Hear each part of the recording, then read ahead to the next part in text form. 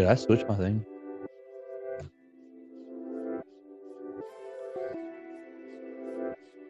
Thought it was planned. It was. This is the Joe Gaither Show on BamaCentral.com. Hey, good afternoon, Tuscaloosa. Internet world, West Alabama. How we doing today on this Wednesday, the Wednesday before Thanksgiving? This is the Joe Gaither Show on BamaCentral and BamaCentral.com. You're checking us out on the BamaCentral YouTube channel or on Spotify, Apple Podcasts, and Amazon. I am Joe Gaither. You are the listener and the viewer. We appreciate you so much for subscribing to us on your favorite platform, telling a friend about the program as we are just a week away or so from the college football season ending for the Alabama Crimson. Maybe. We'll see what happens over the weekend. Maybe some chaos will happen over the weekend for the Crimson Tide. But first, Alabama must defeat the Auburn Tigers. Oh, my gosh. The noise would go off the rails if that result went a wrong way this weekend. But we will have a lot of time to talk about the Alabama-Auburn game. We might get to it towards the end of today's program, but today's program is all about Mo Dioubate. My firstborn, my secondborn, my thirdborn, my fourthborn son and daughters will all be named Mo Dioubate after last night's performance and after what I expect to see over the next 3.5 months from that young man. I cannot wait to talk about Alabama's victory over Houston, 85-83 in a row. Will Kelvin Sampson ever step on the court willingly with Alabama again? I would say he will, but I would say he's not very happy to see Alabama on his schedule anytime in the future.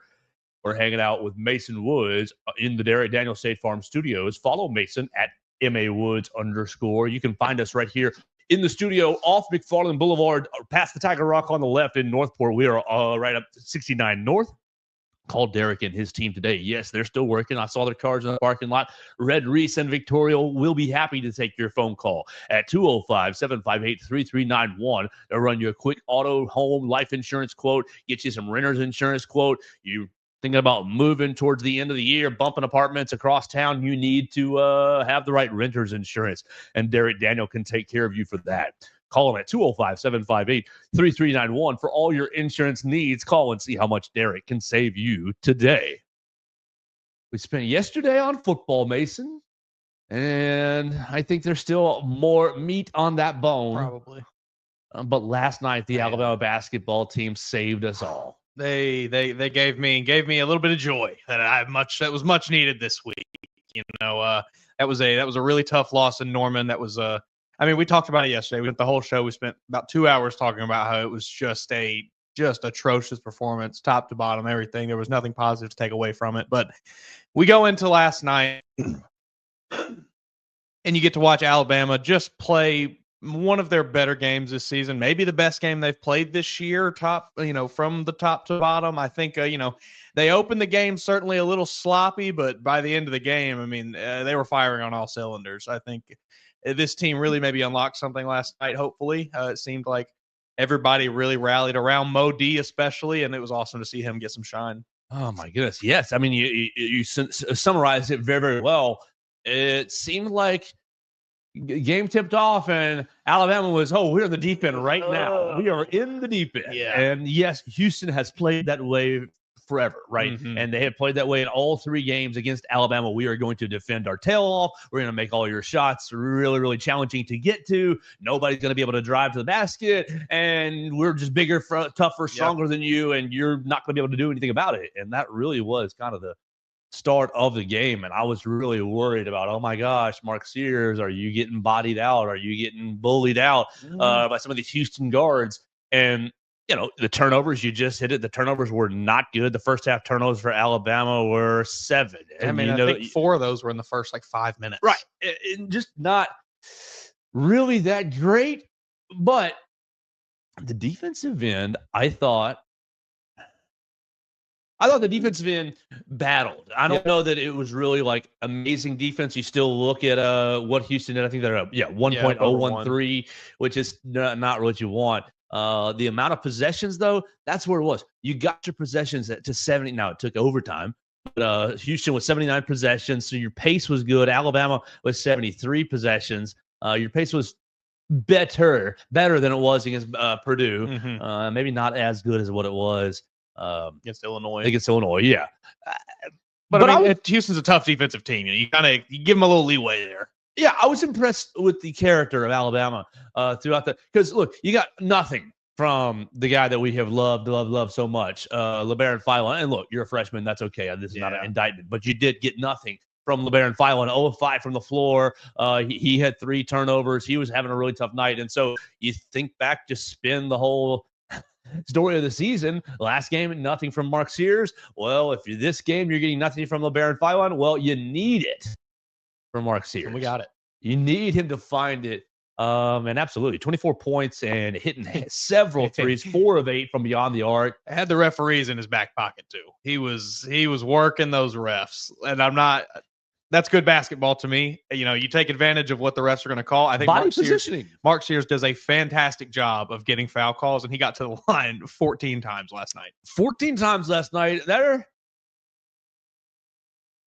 Let's save the bad for just a minute. But that's an area. Yes, great job getting the line. 30 of 41.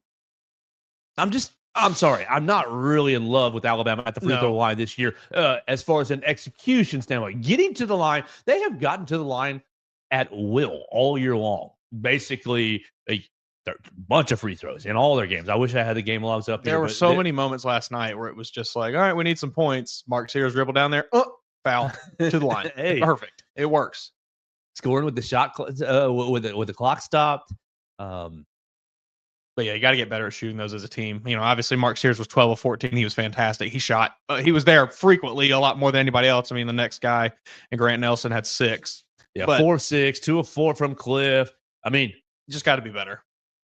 They're free points. If they just took a page and they went to Mo Dioubate and asked him, "Hey man, you went 4-4 last night. Yeah. You 16 rebounds. What do we do? How do we play like you? Give me a world where the Alabama roster is 13 Mohamed Diabates. I know. You said roster construction. Nobody would be able to handle the basketball, and your 3-point shooting wouldn't look as good. Okay, that's fine. Find a way. But you would defend your tail off. You would never lose a rebound, and it would be just attacking the rim the entire game. It would be awesome.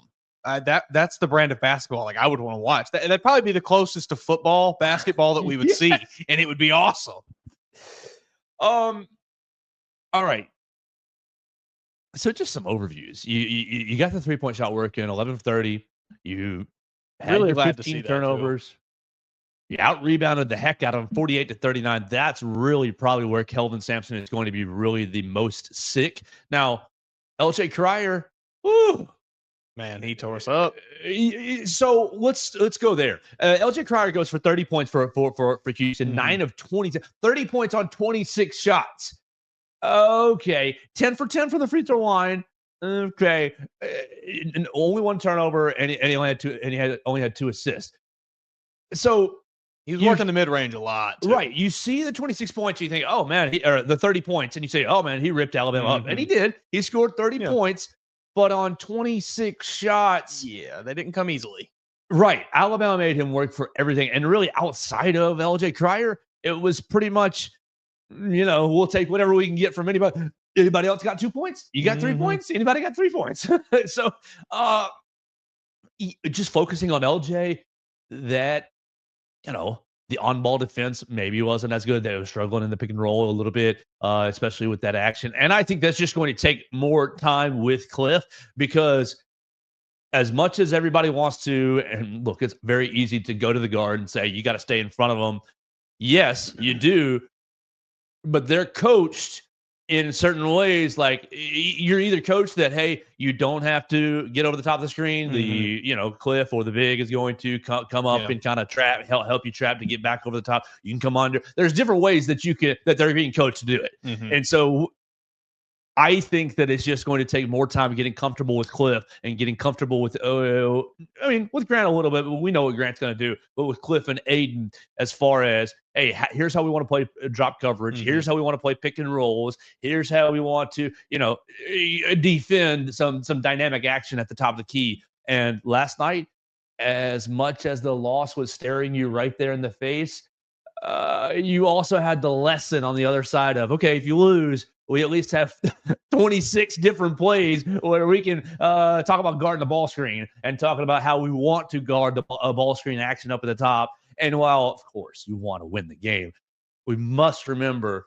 it's so hard. It's so hard to remember. But we must remember to step back, and that November is just about lessons. It's just about lessons that will serve you for the rest of the year. And so, shoot, winning is great, but the lesson was absolutely there the whole night. Yeah, 100%. In watching the game, one of the few things I jotted down last night was just Aiden Holloway struggling fighting through screens. And that was, I think, me maybe, and sure, he is struggling to fight through screens, but also potentially me misreading a little bit in that. Oh, they got to get through them. It's a little miscommunication, maybe more too. Sometimes, it's a little bit them just between the two players there having to rotate around or fight through, get over, go under.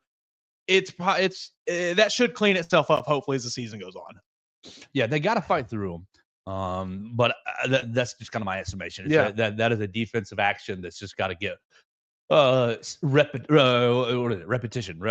You just got to get reps at the defensive action. Let's love that. Aiden, or go ahead. Okay, just one thing I wanted. Only 26 of Houston's 80 points came in the paint. Yeah, which was fantastic. They lived in the mid range, and I will take that all day. You made them absolutely work. Do I have a shooting chart here? I thought there was a shot chart somewhere in the on-stat broadcast, but yeah, they made them work really, really well. Oh, analytics? No, half comparisons to split box? No, I thought there was a shot chart on here. Either way, yeah, they really made Houston work for all of their points. They did not. There were very, very few easy buckets. This is a Houston team that we have seen time and time again has been extremely tough and has, kind of gotten the ball inside at will occasionally on Alabama and been able to out physical them, but they were not able to do that last night. Bama had a presence inside between Cliff Omori. Aiden Sherrill got some good minutes. Darian Reed was defending around the perimeter like an absolute monster. So it was just all around. I was really impressed with how they were able to kind of come together and stop a very, very physically imposing team. Let's talk about Aiden Holloway. Because Aiden Holloway is the most polarizing player on this team as far as the internet goes. Because as soon as you type his name in, the Auburn fans come out and sold a dream. He can't shoot. 2 of 4 from beyond the arc. 14 points last night. 14 points, 3 assists, 3 rebounds, 3 fouls, 1 turnover in 16 minutes. And the 2 that he made were literally just catch and shoot. I'm off on the corner. I'm off kind of on the wing, and Mark is going to find me, and bam, I'm going to step right into it. We said it through the summer, and I am more I'm deeper into this take now that we're 5-6 games into the season. I think Aiden was criminally misused last year. I think that you put the ball in his hands way too much. Can he handle the ball? Yes. He's fourth, third best ball handler on the team, third or fourth best ball handler on the team, maybe even second on a good day. Sure. But he's so much more comfortable in this role. Yes. Catch and shoot, catch and dribble drive, not be the point guard. And maybe he will grow into that. Sure. He might grow into, he could grow into that in the next couple of years. But as far as the complementary guard, I think that really Auburn saw him maybe overused to a degree. And I think that's why he struggled last season. Last night, really, really just efficient. He was 2 of 2 from the free throw line. I mean, if you go 100%, I don't care how few you take. I love you for that. So 3 rebounds, 3 assists. I mean, great off the bench. I think you said it perfectly there. He has really found a role, and I think he likes this role. I think it's a role where he can continue to work on his shot off the court and, be used. Hey, I'm still being used. Absolutely. And be effective. But I'm not, he's not getting garbage time minutes, but he's also not getting hey, we need you for 40 minutes, man, and we need 25 points and we need 10 assists. Because you watch him at Auburn, he was not ready for that role. Right. I'm enjoying what he has given this team so far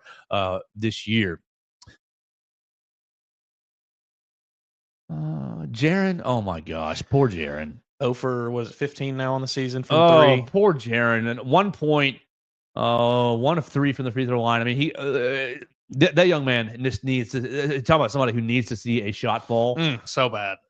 Please. And I want it for him. Me too. Because he's defending fine. It's not like he's not hurting the team when he's out on the court. 2 offensive rebounds last night. 2 offensive rebounds, one defensive board, 1 assist. He gets the offensive rebound, gets it put back up. He gets the free throw. Like, hey, if I'm not making my shot, I'm still going to get down into the paint and give you some dirty work with my 6'10" size. I have a friend who really, really, really does not like Jaron Stevenson. I'd like to see maybe a little bit more hard-nosed attitude out of him. Just a little bit. A little more. I think he hangs out around the perimeter a little too much. And I know the spacing is a big thing with this offense, but you're 0 for 15 this season. Let's get the ball inside. No clown who went 0 for 20-something. Hey, you're not wrong. He missed 20-something in a row. You're not wrong. One of these is going to fall. And when it does, he will feel it. Much like Mark Sears last night, you saw him hit the 1 and he turned around. I think he said, we're back. Yeah. We're back. So it just takes the 1 to fall. Oh, man. Keep shooting them, Jaron. Just keep firing them up, baby. Firing them up. Okay, so before the season, when the season first started, we were talking LeBaron and we were talking Mohamed Dioubate. Let's actually talk about Mohamed Dioubate real quick. Because, we were joking. I will name all 10 of my children. I might go change my name to Mohamed Dioubate. 10 points, 3 of 8 from the floor, 0 of 1 from the three-point line, 4 of 4 from the free throw line, 5 offensive rebounds, 11 defensive rebounds, 1 assist, 3 blocks, 1 steal, and he used all 4 of his fouls without fouling out with a 5th. Strategically using all 4 of those fouls that he's allowed. He was just so good. In 28 minutes, he's plus 28 or plus 26. And really, if you don't have Mohamed Dioubate, where am I at? Where's my rebound? Offensive rebound at 250, offensive rebound at 247. If you don't have Mohamed Dioubate, those are in the overtime periods. Let's see. I know there was a couple crucial plays towards the tail end of the personal foul. Defensive rebound at 116. Okay. I just don't know what to say about him because when you look at him and you look at his game, it's very obvious that you're not really a NATO style player as far as dribble and shooting, right? I mean, he's not going to shoot the lights out of the ball, but he is a NATO style player as far as, coach, every blue collar aspect in your program, I will raise the bar tenfold. I will tell you, you show me where the bar is, and I will go beyond that bar. He's just such an impressive player. The way that he fits with a lot of the offensive talent because, look, you put him out there on the wing and ask him to shoot 53 pointers in an empty gym. What's he going to make? 27, 22, maybe, right in that range. He's not going to, he and Mark Sears are going to stand right next to each other on the 3-point line and Mark's going to bury it. Yeah. It is what it is. And we're not going to shy away from that. And then you put Cliff and Mo D in a jump off and a jump ball, and Cliff should be coming down with that ball. There's nothing about him. He's got that it factor. Right. There's nothing about him that says this guy should be one of your best players. Mm-hmm. But he is. Yes. And not only is he one of your best players, he's selfless. Mm-hmm. He doesn't really ever. I have never exuded from him in a year and a couple months now. I need to play. I need my minutes. I need buckets. I have never, not even an ounce of that. Not even like a thimble of that. Nothing. It has just been, grateful for what I got. I want to give my team what I can. I want to, I'll work through Ramadan and play through Ramadan last spring. And, I'll still give you big games on an empty stomach. It's just an instinct about him and a toughness about him and really a grit about him that I think that he might be your most important player. I would agree. I always love this conversation of, like, oh, this guy he's not your best player. He's your most important player, because that is such an important role on a team, of having that guy who is your glue guy. He is everyone on this team loves Mo Dioubate. You can see it. I don't know if you saw the post game clips from last night. But you see it, like, the team just rallies behind him. You got I think LeBaron Philon on his shoulders, riding his back into the locker room. Aiden Holloway's in there waiting on him to, like, jump all over him when they get in. Yeah. Like, this team loves him, and everyone is so happy to see him play well, and all he does is play well. So it's just a perfect role for this team that he has carved out, and he makes me so happy. I don't remember who it was after the UNC Asheville game, but one of the players in the post game said he's a junkyard dog, and that's, like, the best way to describe him. I think Mark said that as well last night. Tin is a dog. Yeah, Tin's a dog. He is. I think he said that in post game to Allie LaForce. He absolutely is. It's just so. For me as a writer and as somebody who's supposed to be putting all this into words, it's so difficult because for me, because I look at him just in isolation and think, can he contribute to any high level college basketball team? Is he really what you want? Is he? And I mean, I bet you if you did an anonymous survey and you just gave the stats, you just wrote out whatever height and weight, 6'9", blind whatever resume. he is, 6'9", whatever, 22, whatever percentage three-pointer he is, 18% three-point, just not always the greatest, prettiest stats. Just print them off in a box. Yeah. You and all the coaches in the SEC, they bet, I don't want that guy. I don't want that guy. But then you, like, send their 5-minute film. I think everybody wants him. He just does all of the things that don't show up on the stat book. He does all those little things. Blue collar player. He was the blue collar winner last night. He had the hard hat on before they left before they left the bench. They're like, we didn't even need to do this. Usually, if you're not aware or familiar, they usually get everybody in the locker room like, oh, the hard hat is Mark Sears, Cliff Omori, whoever it is, LeBaron Philon, and they pass it out, and everybody goes, oh. They didn't even have the ceremony. The guy came over and just put it right on Mo's head as soon as the game was over, because it was, like, obvious. I think of him like Draymond Green. Yeah. I feel like that's a cheap comparison, but I think of him like Draymond Green. Draymond was never the best player on the Warriors, but he was always, I'll guard any player you want. I don't care about the matchup. I will guard any player you want. I'll go out and get some rebounds, and if I need to kick the opposing team in the gonads because that's what the team needs me to do, that's what I got to do. I'm not sure that Mo is. I don't know if he's got that level in him. I don't know. That slap in the face though last night. I don't think that's in Mo's character. No. But I think if he were asked, that's the line. I don't think it's in his character, but I think if he were asked, Nando pulls him to the side. Hey, buddy. Hey, look, I'm gonna need you to go out there and stomp on some toes. XYZ, that John Doe forward out there, that John Doe center. I don't want to put it on a specific name. We need you to go, give him a little rough him up a little bit. Forearm. I think Modi is a yes, sir. Whatever we need. Whatever gets team me player, on the floor. just a team guy. Like, he is down. He is certainly down for whatever is going to help the team. Draymond, I think that's a great comparison because, I've never heard an NBA player describe Draymond Green as anything other than a dog, and that's what Mo D is, just a dog out there.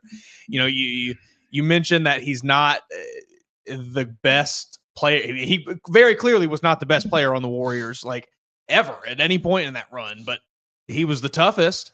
He was the hardest playing. Yeah, he defended anybody and everybody every night, night in, night out. So yeah, and that is the attitude that Mo D brings to this team of just, whatever you need me to do, I'm gonna go out there and do it. I'll figure it out. I'll make it work. It's awesome. They lost that NBA Finals when he was suspended for those games. He was important to that team. I think let's just spitball. Mark, Cliff, and Mo. Mark, Cliff, Grant, Mo. Mark, Cliff, Mark, Mo, Cliff. Mark. Because Mark has to be one. Because you're not doing anything without him this season. Period. Like, you can talk about the rest of the team, and they are good, but you're not doing anything without Mark. Agree. So Mark won. And then why did you go out and get Cliff? Because you need the defensive stopper. You need the anchor. We all saw how bad it looked without it last year. So I guess I'm going Cliff too. Mark Cliff Trelly, Mark Cliff Grant, Mark Cliff Mo. He's up there. Yeah, I'm playing in that third range with Trelly and Grant with their experience. Absolutely, are highly important to this team. Highly important to this team. And both of them were fantastic last night. I think he's in that category of, I mean, it's just imagine where this team is, even just this season, without him. Well, you lost last night. Did you lose to McNeese State? Probably. I tell you, I mean, obviously you beat UNC Asheville by 50, but you don't if he's not there because he was a dog in that game. Yeah. I mean, he's just the unquantifiable factor, in my opinion, that just is going to be a lot of fun. So Alabama gets back in action tonight against Rutgers. Rutgers beat Notre Dame last night, 85-84, also in overtime. So both programs having an overtime game, 9 o'clock tonight on TBS again. So drink your coffee. Look, it's a holiday. It's the holidays. You and your family, you're off work tomorrow on Thursday. Stay up and enjoy it. We won't, just a programming note, we won't do a show tomorrow. We will do probably a longer show Friday talking about Alabama Rutgers and the Iron Bowl. So tonight, Alabama's a 9.5-point favorite. And you caught this on the broadcast, and I didn't even realize this. I didn't even remember this until you said it. But these young men aren't just playing for a preseason tournament title. Like, hey, we won some random exhibition out west. What did you catch, Trelly? When their games kind of, was it 5-10 or something? Yeah, like that? It was 5-8. It was relatively early in the game because they showed this, during one of the commercial breaks in the first half. Latrell Reitzel was mic'd up for the game, and you could see it kind of poking out throughout the game, in the second half. But they cut a little, a little cut up of him talking, and most of it is just him being like sounds like he is like the communicator on. I mean, he's yelling at everybody. Da, da, da, da. But then they lock in on the sideline, and it's just, hey y'all. We're playing for y'all want $1 million? Y'all want $1 million? Let's lock in. And like from that point, it just, you saw it. They locked in. It was awesome. More of these tournaments, please. I don't care that they are playing hard. Like, please play harder for the money. You deserve the money. It's awesome. It was so great. Please, please, please. More of these tournaments out in Vegas. More of these tournaments around the country. I love these preseason tournaments like this. And if more of them continue to add to NIL collectives, so be it. It's awesome. You ever watch the basketball tournament in the summer? Like the TBT thing? No, TBT, I've heard of it, but I've never really watched it. The only reason I ever watch, and I don't watch it religiously, I will catch it if it's on in the summer. It is a summer programming. We don't have anything else to put on. Here's some random guys playing hoops, right? I will watch it from time to time because they are playing for $1 million. Yeah. Because it's a bunch of ex-college players. It's a bunch of retired NBA players. It's a bunch of never-made-it European players who are all gathered together on their random teams. And, we had an Alabama team here and there the last couple of years, and those have been fun to watch. But the money has made it. Like, most of these guys played basketball 8 years ago or played college. Like, you got – was Alonzo G on one of those teams recently? That's I think he was. But like, you got a bunch of old heads or people who never made it gathering together on some teams for the money, and that's a compelling product in the summer. And like, these teams are not licensed, they're not officially like, you got a lot of these teams are like a bunch of Virginia Tech alums or Marquette alums, this, that, and the other. They gather them together and they go for the money. But you enhance it so much when you slap the word Alabama across the team's chest. Rutgers, Houston, Notre Dame. Like, these tournaments are going to be the future. These tournaments are going to be the future of the game where,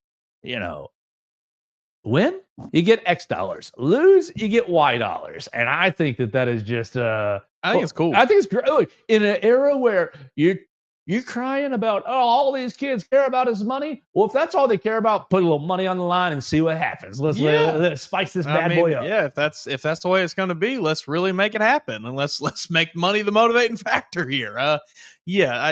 Obviously, like that was not the sole reason I think Alabama wanted to win this game, but you certainly saw a heightened sense of hey, let's lock the heck in and figure this out, because they did start so sloppy. But from that point on, which I think is around the point Trelly said this to the team, they locked it in. Let's go off the wall real quick. They're in Las Vegas. The Alabama basketball coach is a math whiz. Do you think that Coach Oates sneaks off to play any games? I hope that he has a team of like 3 players from the team and they're all out counting cards together. Like, what was that guy, the MIT professor that like got all his students together and they all took to Vegas and they won a ton of money. I hope that Nate Oates he's got a secret club. They meet once a week after practice and he runs numbers with them, all in preparation for this. Coach of the BamaLytics team. Yeah. He's got all the BamaLytics guys who have been running the numbers in practice. He's got one guy on his shoulder telling him when to hit, So, okay, to be serious, no, I do not have any knowledge. Man. But that was the first thought. Oh, they're in Vegas? That would be so Coach funny. Oates, mathematician, analytics, Nate Oates comes back with $1 million for the collective. Also, $1 million from the tournament for the collective. Like, yeah, Alabama just got a big donation from and like, who is this? That would be fantastic. I think, I have to imagine he'd be pretty successful given the analytical approach he takes to things. That's something that probably is, he'd probably have some success. Maybe that's why he doesn't do it though. He's too locked in. He's like, I'd be too good. He's got to stay focused with the team. In all honesty though, they're probably, are they even allowed to do anything? Probably. It can't be. Like, not even gambling wise, just as far as going out. They probably took one like team tour on a bus around the city, oh, look at this, look at that, look at this. And then it was to the hotel room. Let's have some meetings. Let's go to work. I think that's exactly what it is. Their Vegas experience might have been an MGM show, maybe like a concert or a music, Cirque du Soleil or Magic. There's just no chance they let any of them do anything on their own, really, I think. I wouldn't say no chance, but I would say that there's no chance they let them get into real trouble. I would say that probably those who are 21 and over. I would say that those who are 21 and over probably do get a chance to go down to the floor and play some games. But I would say that my guess is that there's somebody with them to make sure that they're not getting into, hey buddy, 5,000, you sure you want to do that? Or, $50, that's okay. Whatever, burn that. Or $500, you got that from your NIL, whatever, your per diem. I bet you there's somebody there just to make sure that just keep everything above board just a little bit. Obviously it's above board in Vegas because it's legal there, but like just keeping everything. Hey, just keep it in check. Right, right. I think you're right.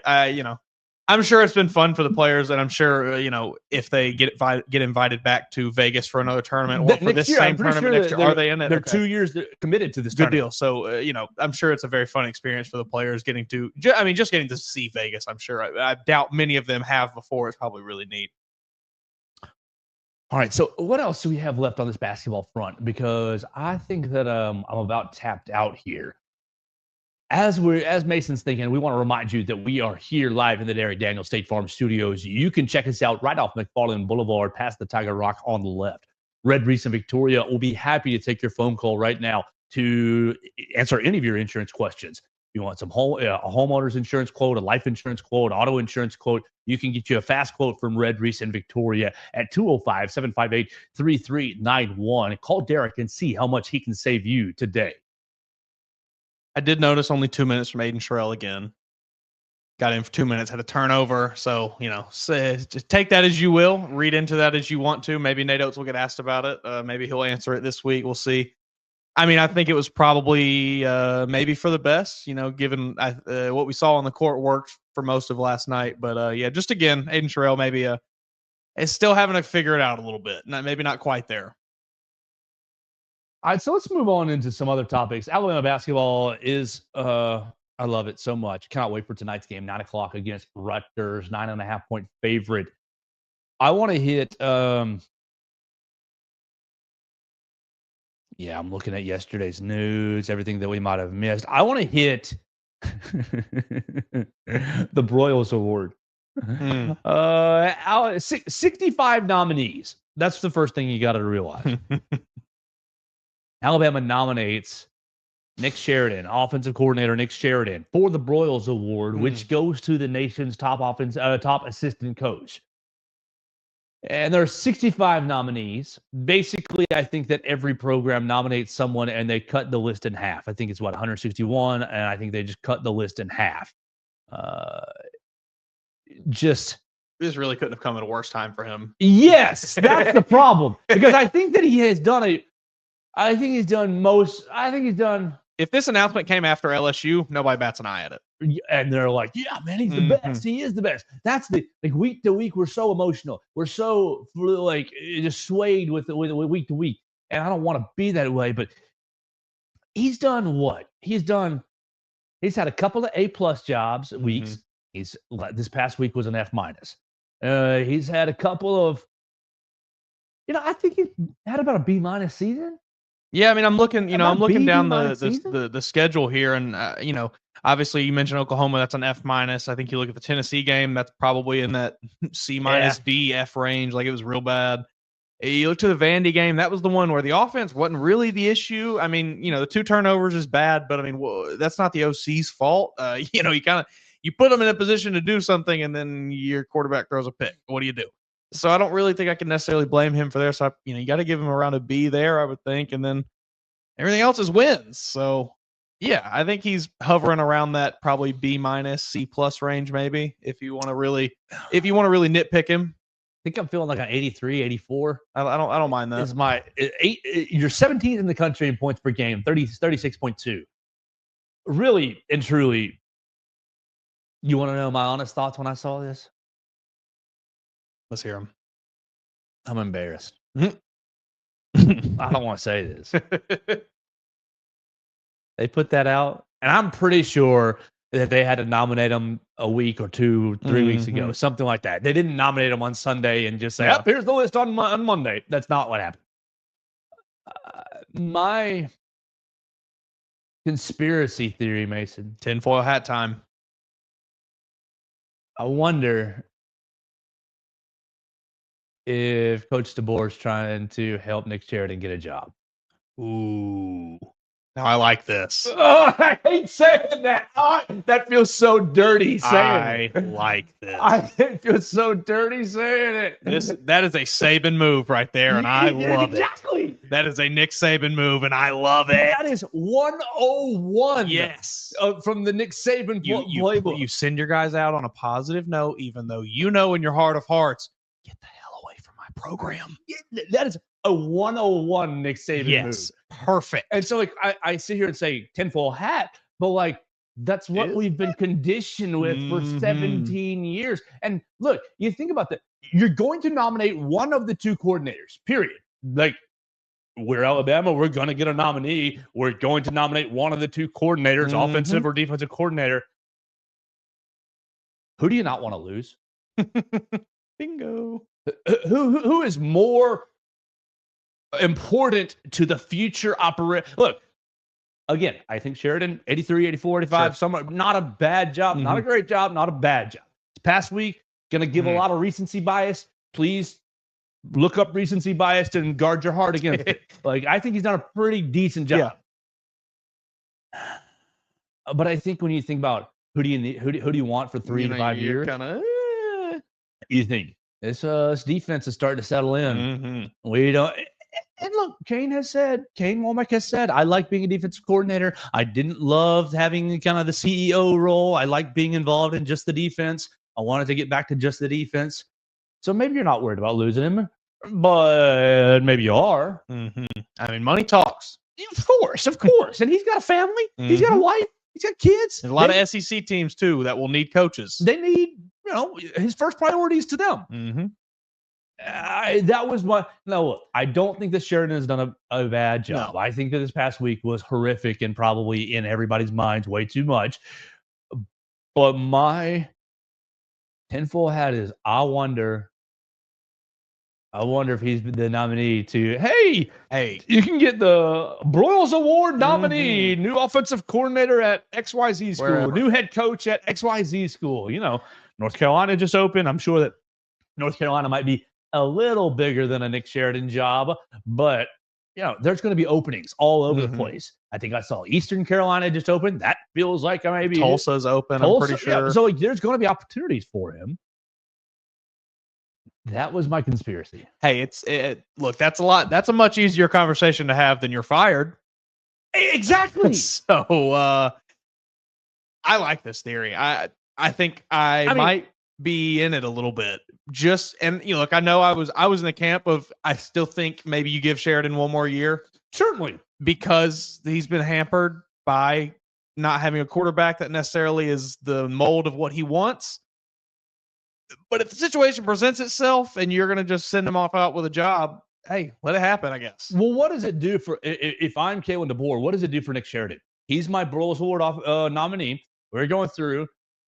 Now he can be in these conversations, and he gets to choose now. You can say, okay, tinfoil hat, coach may want to fire him. He might. I have no idea. But if this is the case of I just want to prop my guy up a little bit, totally fine. They've been working together for a long time. Yeah. I want to prop my guy up a little bit. He gets to choose whether, do I want to come back? There's multiple dynamics for Sheridan. First, he says, well, what does Jalen Milroe do? Does Jalen Milroe go to the NFL? Does Jalen Milroe go to the transfer portal? Or does Jalen Milroe turn for a redshirt senior year? And once that decision happens, well, am I the right guy to coach Jalen Milroe forward? Do I want to keep coaching Jalen Milroe? Or do I want to go to other paths? I think that, you went out yesterday, people in the comments, why? This is the worst nomination. Terrible timing. Terrible coordinator. I think that's overblown. Yeah.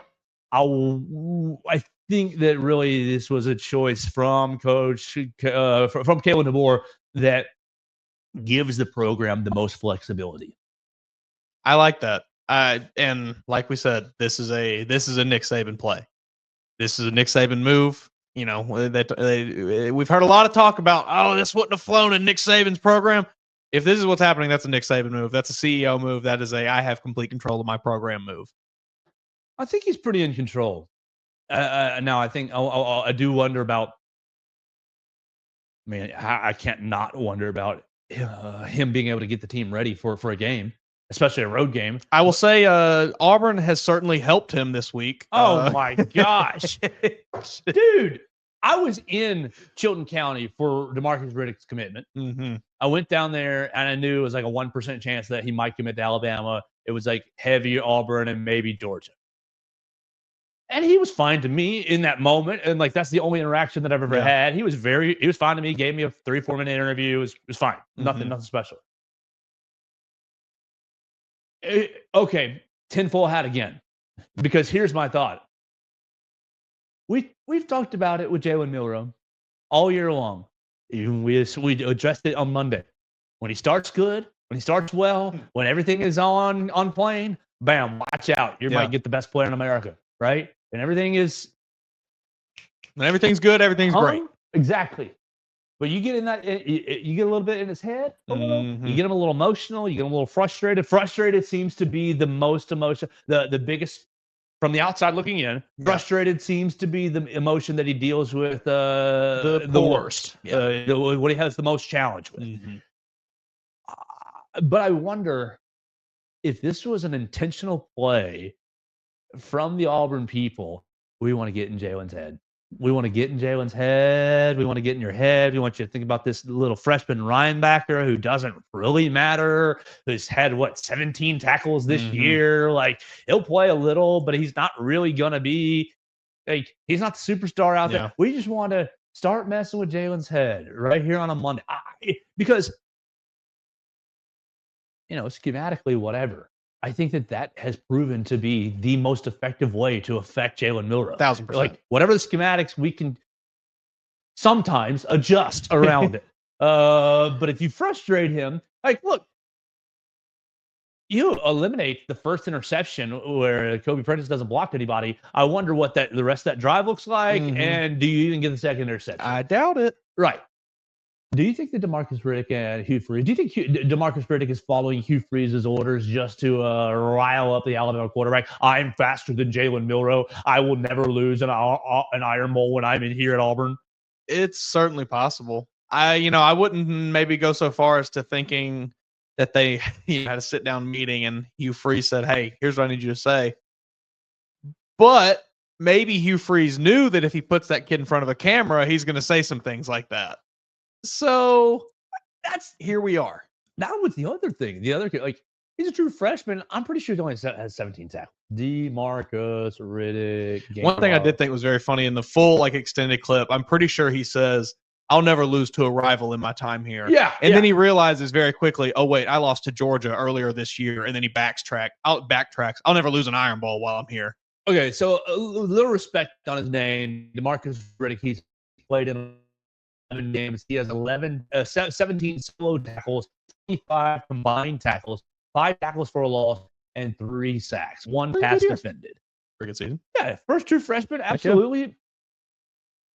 Just that's a bold play, man. It is, and it was such a mind-boggling, why are you doing this kind of thing that maybe what you said is true. I just think when you're scouting Alabama, if I were scouting Alabama, man, we got to play Tide this week. Well, what are we going to do, Joe? Well, the first thing we're going to do is stop quarterback run. Okay. Well, what's the best way to do it? Well, you got to put guys to the outside. You got to make sure that he's not getting outside the C gaps, that sort of thing. And, X, Y, Z, X's and O's. But the next thing that I would start talking about is getting inside his head. I would find my trash talker and I would call your mama names and I would call your girlfriend names and I would call, I'd say some bad things. I would say some horrible things. And because there's some horrible, I would have the worst thing that came out in my brain that I could put out right now is I would have my inside linebacker continually. You're the reason. You're the reason Saban retired. Oh. You're the reason. You're the reason. Oh, the whole. I don't think that's true. No, so I want to make that very clear. I do not think that's true. I don't think that's true. Not at all. But man, that'd be a. But that's bad. That would be what I would go with. Button over and over, and to try to induce frustration. Yeah. Because I think when Jalen's calm, when Jalen is, hey, man, you can't touch me. Well, no one can. But when he's a little, I'm frustrated, things aren't going right around me. Absolutely. That's when you see what it starts to crumble. Anything else for today? We're running up on time. It is the Iron Bowl. It's Thanksgiving week. I want to say that I'm thankful to you guys for listening and for watching. I get a lot of comments from you guys. Feel free to comment in any social media machine that you like at Joe Gaither 6 and connect with me there. I'm very, very thankful for you guys. Mason, I'm thankful for you. This has been a great month and a half, 2 months now with you on the show and on the team, and looking forward to it. I know the football season hasn't quite turned out the way we all wanted, but hey, look, step back, big picture. This has been one of the most exciting college football seasons we've had in a long time. Absolutely. So we're going to get out of here for the day.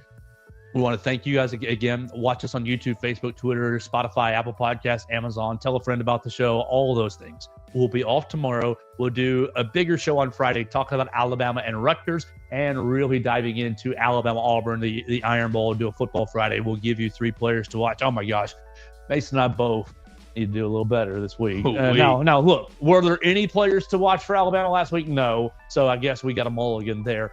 But we will try to do a little bit better this week on Friday with our preview of the Iron Bowl and 3 players to watch. We'll get out of here for the day and talk to you again tomorrow right here on BamaCentral. Talk to you again on Friday on BamaCentral and BamaCentral.com. Thanks for joining us on today's edition of the Joe Gaither Show on Bama Central. Keep up with Joe on all his social media pages at Joe Gaither 6.